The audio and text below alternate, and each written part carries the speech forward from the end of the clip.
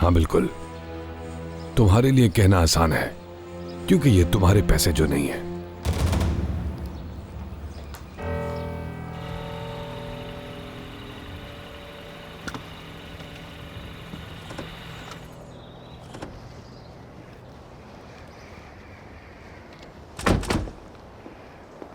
सोना, मैं भी तुम्हारे साथ चल रहा हूँ, कुछ बात करनी है।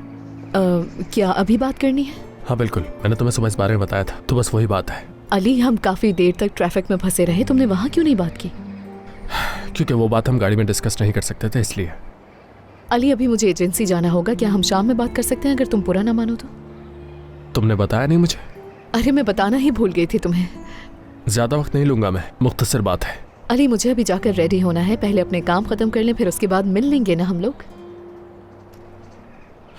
अच्छा फिर ठीक है सोना, जैसा तुम कहो।